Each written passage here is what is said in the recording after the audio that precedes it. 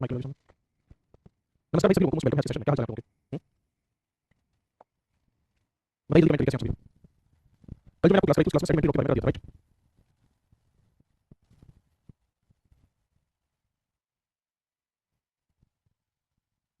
कितने student live में एक बार जल्दी से कमेंट में आइएगा। आप लोगों से कुछ पूछना है मुझे।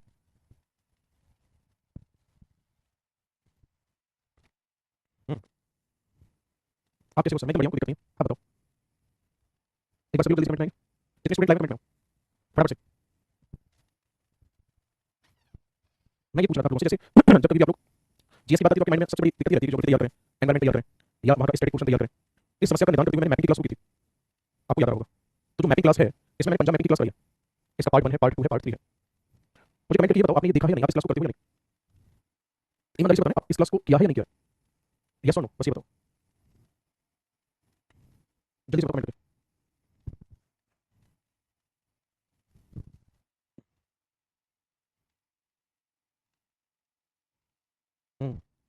आपको लगता है कि आपके बेनिफिशियल नहीं है, तो आप इसको क्यों नहीं करते हो। 1 घंटे की क्लास होती है भाई, लाइव क्लास आप अटेंड नहीं कर पा रहे हो तो कम से कम आप इतना तो कर ही सकते हो कि जो रिकॉर्डेड क्लास है जो वहाँ पे पड़ी हुई है उसे आप स्पीड 2 करके देखो उसे। आप एक बार क्लास को ओपन करके देखो तो सही, कितना इंपॉर्टेंट टॉपिक है। मैं आपसे पूछ रहा हूँ, अगर आपसे पूछ ले कि किस कंट्री के क्षेत्र को कैंसर बेल्ट के नाम से जाना जाता है, क्या जवाब दोगे आप? बताओ मुझे। अभी आपसे मान के चलो आपके पेपर में क्वेश्चन पूछ ले सिद्धू मूसेवाले गाने में जिक्र है इसका, ये जो SYL नहर है, इस नहर की लेंथ कितनी है। आपसे पूछ ले इंदिरा गांधी कैनाल कहाँ से निकाली गई है। इंदिरा गांधी कैनाल जो है ये कहाँ से निकाली गई है बताओ। क्या तीनों क्वेश्चन के जवाब आपके पास है जिन्होंने क्लास नहीं की। जो लोग क्लास नहीं कर रहे हैं उनके पास जवाब है इस चीज के क्यों भाई। अगर है तो बता दो, नहीं है तो छोड़ो।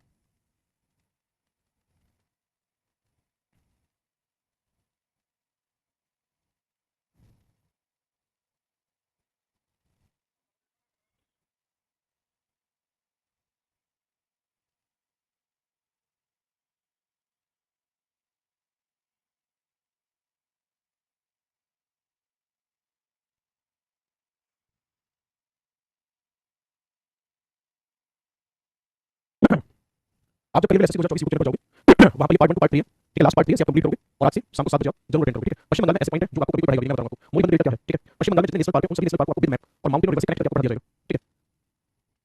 आप क्लास अटेंड नहीं करोगे तो कैसे बात बनेगी, एक बार देखो तो क्लास को। चलो हेडिंग डालो आप, मेटामॉर्फिक रॉक।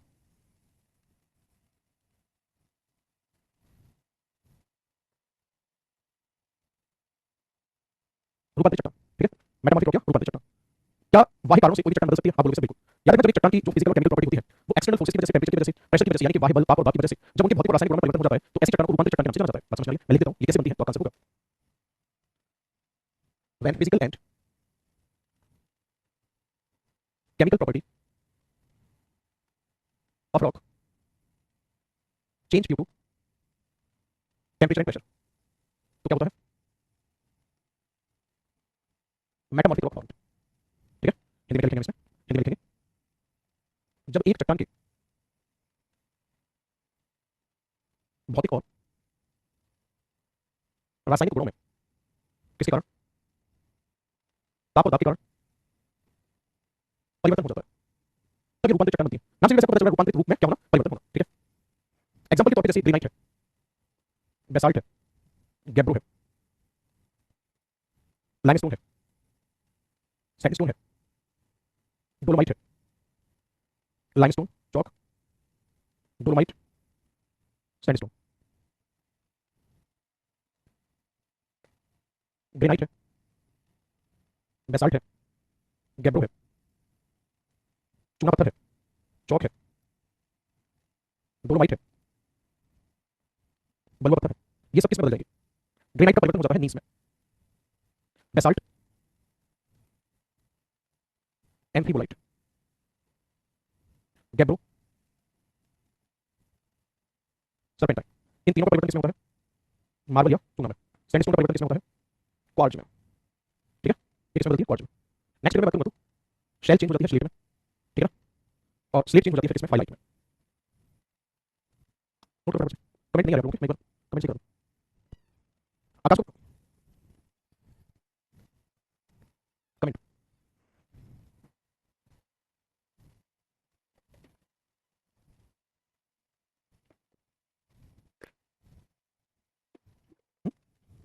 क्या बैठे क्या हुआ।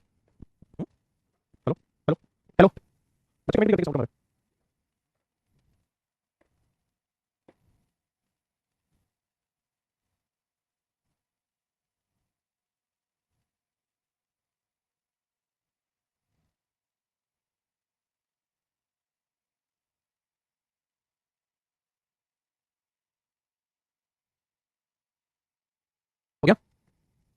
ये चैप्टर पूरा हो गया फिनिश। अब आप लोग नया चैप्टर हेडिंग डालोगे, अर्थक्वेक यानी कि भूकंप, अर्थक्वेक यानी कि भूकंप।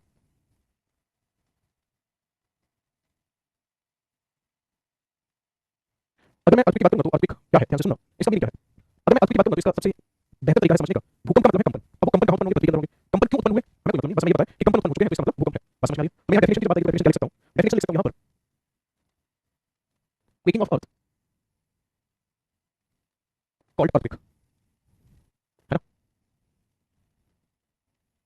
पृथ्वी का हिलना कांपना भूकंप कहलाता है ना। पृथ्वी का हिलना कांपना क्या कहलाता है, आंसर होगा इसी को भूकंप कहा जाता है। ठीक है जी, अब ध्यान से सुनना, ये जो वाइब्रेशन होते हैं, ये वाइब्रेशन किसकी फॉर्म में चलती है, वाइब्रेशन करती क्या है, ये वाइब्रेशन क्या करेंगे, दिस वाइब्रेशन शेकिंग लिख लो या लिख लो आप, अफेक्ट द क्रस्ट, है ना। ये कंपन क्या करते हैं, तो आपका आंसर होगा ये कंपन क्रस्ट को प्रभावित करते हैं। क्रस्ट पूरी तरह से हल्दी है ना, और जब क्रस्ट हल्दी है तो इससे जनधन की हानि भी होती है। एक पॉइंट याद रखना आप लोगों को, जब कभी भी भूकंप आता है, भूकंप आने से पहले अगर किसी भी स्थान पर रेडॉन गैस कंसंट्रेशन इंक्रीज हो रहा है, यानी किसी भी स्थान पर अगर रेडॉन गैस जो है इसकी मात्रा बढ़ रही है, रेडॉन गैस की मात्रा बढ़ रही है, तो इससे क्या जानकारी मिलती है, रेडॉन गैस की मात्रा बढ़ने का मतलब सीधा सीधा ये है कि वहां अर्थक्वेक आने वाला है, पॉसिबिलिटी ऑफ अर्थक्वेक है, वहां पर क्या है, भूकंप की संभावना है, वहां पर भूकंप की संभावना है। ठीक है जी। अब भूकंप के आने के कारण क्या हो सकते हैं, देखो ध्यान से, सबसे पहले हम बात करते हैं इसके कारण की। सबसे most important and dangerous earthquake cause जो है वो क्या है, आपका आंसर होगा प्लेट टेक्टोनिक इवेंट, है ना।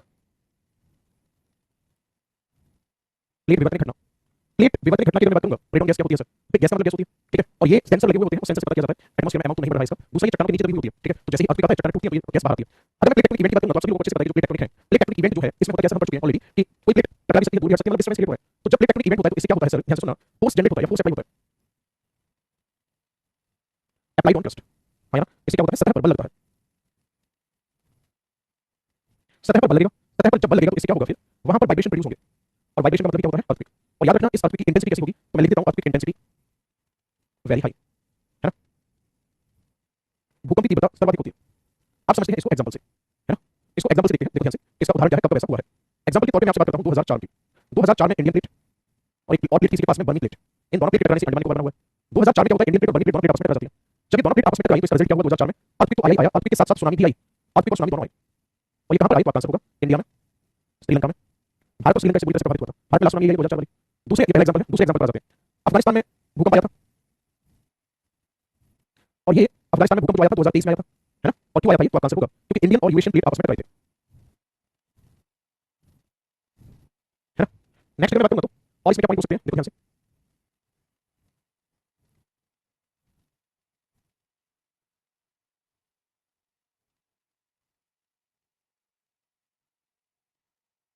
2011 की बात है,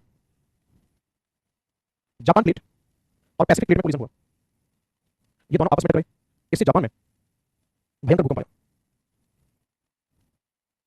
एक और एग्जांपल लिखो आप, लास्ट ईयर की बात आप लोगों ने सुना होगा, टर्की में बहुत भयंकर भूकंप आया था,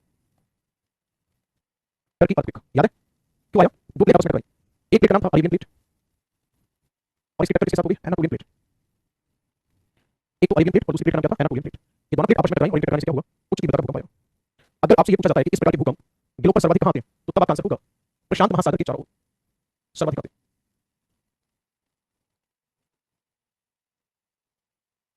और ऐसा ऐसा क्यों होगा, क्योंकि आपको अच्छे से पता है कि यहाँ पर स्थित है क्या, रिंग ऑफ फायर, अग्नि वलय स्थित है, ऐसा इसलिए होता है, ठीक है।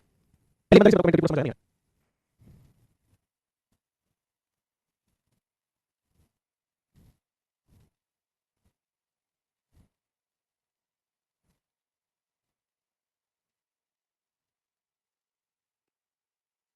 अनुष्का कमेंट से टर्की वाले में इंडिया ने ऑपरेशन दोस्त किया था रेस्क्यू के लिए, बिल्कुल सही कहा आपने।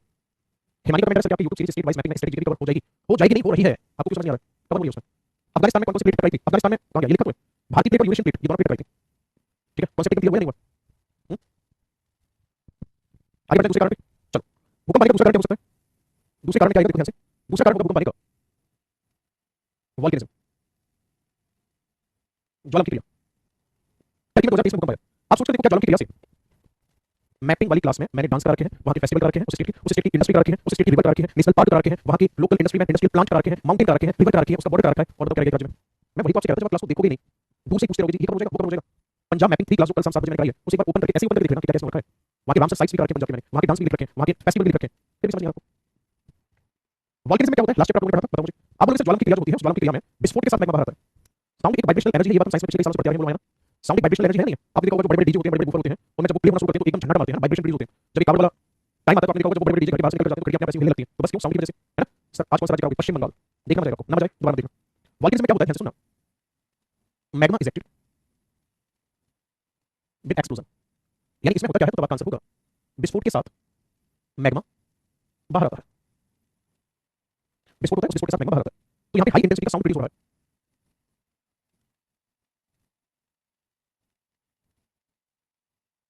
अति तीव्रता की ध्वनि उत्पन्न हो रही है, और जब हाई इंटेंसिटी का साउंड प्रोड्यूस होगा, है ना, तो ऐसी स्थिति में वाइब्रेशन भी प्रोड्यूस होंगे, कंपन उत्पन्न होंगे, और जो कंपन है उन्हीं कंपन से क्या होगा, फिर अर्थक्वेक आएगा,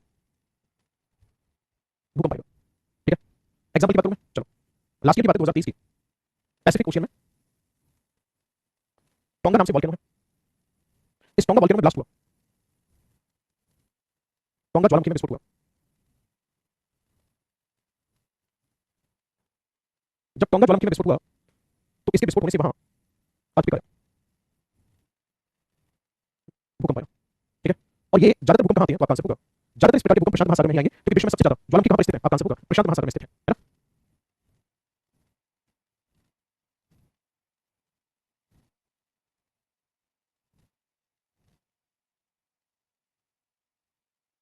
मुख्यतः कहां आते हैं, प्रशांत महासागर में आते हैं। ये दूसरा कारण हो गया भूकंप आने का। तीसरा कारण देखो, experiment of bomb comma missile, है ना, यानी बॉम्ब और मिसाइल परीक्षण, इसके कारण भी भूकंप आएगा, क्योंकि सेम वही प्रोसेस है, जब ब्लास्ट होगा तो ब्लास्ट होने से वाइब्रेशन होंगे, और जब वाइब्रेशन होगा तो भूकंप आएगा, बट इंटेंसिटी लो रहेगी, है ना। सबसे ज्यादा करना भूकंप आएगा प्लेट पर। चौथे कारण में आप क्या लिख सकते हो, चौथे कारण में इसमें करके जल्दी देता हूं, कंस्ट्रक्शन ऑफ लार्ज डैम, बड़े बांधों का निर्माण। बड़े बांधों के निर्माण की मैं बात करूंगा तो इसमें क्या आएगा, सर आपने क्या किया, एक पर्टिकुलर एरिया में ये बड़ा बांध बनाकर पानी को यहाँ स्टोर कर दिया। अब आपको सोचकर देखो, यहाँ पानी नीचे की ओर प्रेशर लगाएगा नहीं लगाएगा, बिल्कुल लगाएगा। तो यहाँ जो मैग्मा भरा हुआ है, ये मैग्मा बाहर निकलने के लिए इधर भी फोर्स लगाएगा, इधर भी फोर्स लगाएगा, तो कंपन उत्पन्न होंगे। तो ऐसा माना जाता है कि जो एक बड़ा बांध है, उस बड़े बांध के चारों ओर 50 किलोमीटर के दायरे में भूकंप आने की संभावना ज्यादा हो जाती है। ऐसा हमें तब पता चला जब 1965 में महाराष्ट्र की कोयना नदी पर बांध बनकर तैयार हुआ, और उसी के 2 साल बाद 1967 में वहां पर उच्च तीव्रता का भूकंप आया। लोगों ने कहा भूकंप आया, जब उस भूकंप के कारण के बारे में पता लगाया गया तो पता चला कि वहां पर बड़े बांध का निर्माण किया गया था। सेम ऐसे ही जो जितने भी बांध हैं उनके आसपास वाले क्षेत्र में भूकंप आने की संभावना बढ़ जाती है, इसलिए वहां की लोकल कम्युनिटी, वहां की जो स्थानीय समुदाय है वो हमेशा बांधों का विरोध करता है। तो मैं लिख देता हूं यहाँ पे बड़े बांध के निर्माण से क्या होगा, ध्यान से सुनना। Large amount of water store in particular area,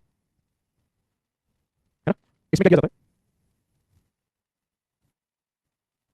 निश्चित क्षेत्र में बड़ी मात्रा में जल का भंडारण होता है। इससे फिर क्या होगा, प्रेशर बढ़ता है, और प्रेशर बढ़ने से अर्थक्वेक चांस जो होते हैं ये भी बढ़ते हैं। एग्जांपल के तौर पे आप लिखोगे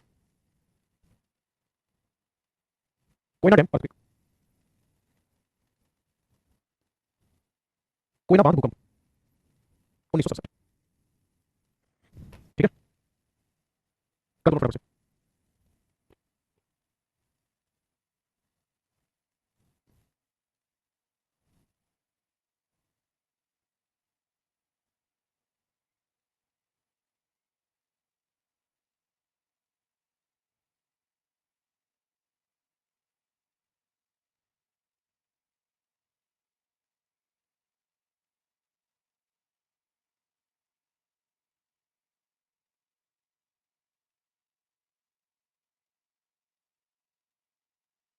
आगे बढ़े,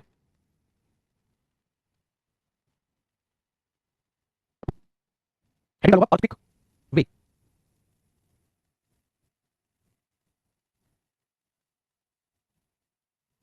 भूकंप की तरंगे में बात करूंगा तो ये क्या है, तो आपका आंसर होगा फॉर्म्ड ड्यूरिंग अर्थक्वेक। भूकंप के समय उत्पन्न होती है ना, किस समय उत्पन्न होती है, भूकंप के समय उत्पन्न होती है। मेरी बात को समझने की कोशिश करेंगे, जो मैं बता रहा हूँ ये हमारी अर्थ की क्रस्ट है, यहाँ पर भूकंप की तरंग बनना शुरू हुई, इस पॉइंट से जब ये इधर जाएगी ऐसे ही हो जाएगी, तो एक तो ये हो गया तरंग, एक ये हो गई जो सेंटर को भी क्रॉस कर रही है, इसे कहा जाता है टी वेव। एक तरंग होती है जो सेंटर से बचकर निकल जाती है, यहाँ से यूं बचकर निकल जाती है, इसको कहा जाता है एस वेव।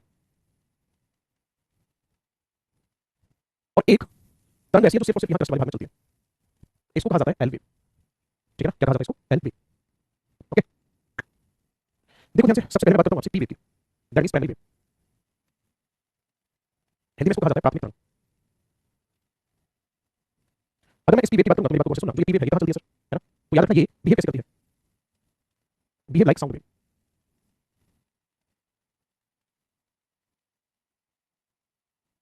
ध्वनि तरंग की भांति चलती है। नेक्स्ट में बात करूंगा प्राइमरी वेव की, तो ये क्रस्ट, मेंटल और कोर तीनों से गुजरती है। और अगर मैं स्पीड की बात करूंगा, स्पीड कितनी होती है इसकी, तो लगभग 8 से 11 किलोमीटर पर सेकंड की स्पीड होती है। ठीक है, इसके बाद आती है फिर सेकेंडरी वेव, 6 से 8 किलोमीटर पर सेकंड की स्पीड होती है इसकी, और ये सेंटर से नहीं पास होती।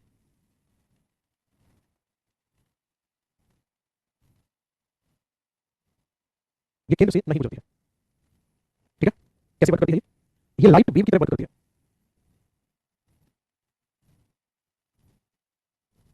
किसी तरह करती है, लाइट वेव की तरह करती है ना? देखो ये कैसे चलती है, ये चलती है ऐसे ही, पहले आगे फिर थोड़ा पीछे, फिर आगे फिर पीछे, जैसे आप एक हथौड़ी से कील ठोक रहे हो, है ना? ये चलती है ऊपर फिर नीचे, फिर ऊपर फिर नीचे, ऐसे जैसे आप एक ऐसे ही रस्सी को हिला रहे हो। फिर आती है लास्ट में एल वेव, इसको बेसिकली सरफेस वेव के नाम से जाना जाता है। सतही तरंग होती है। जो सतही तरंग होती है, इसी सतही तरंग को एल वेव भी कहा जाता है। इसकी स्पीड होती है 3 से 4 किलोमीटर सेकंड, और सबसे खतरनाक होती है। कैसी होती है? सबसे खतरनाक। और जो एल वेव है ना, सबसे ज्यादा नुकसान करती है। अब ध्यान से सुनना मेरी बात को। अगर मैं इस वाले रीजन की बात करूंगा, ये वाला रीजन है और ये वाला रीजन है, इस वाले रीजन को क्या कहा जाता है? इसे कहा जाता है अर्थक्वेक शैडो रीजन। इसे क्या कहा जाता है? Earthquake shadow reason. इसे नाम दिया जाता है भूकंप छाया क्षेत्र। यहां पर कोई भूकंप महसूस नहीं होगा। फटाफट से नोट कर दो, आज इतना ही रखते हैं, बाकी करेंगे कल।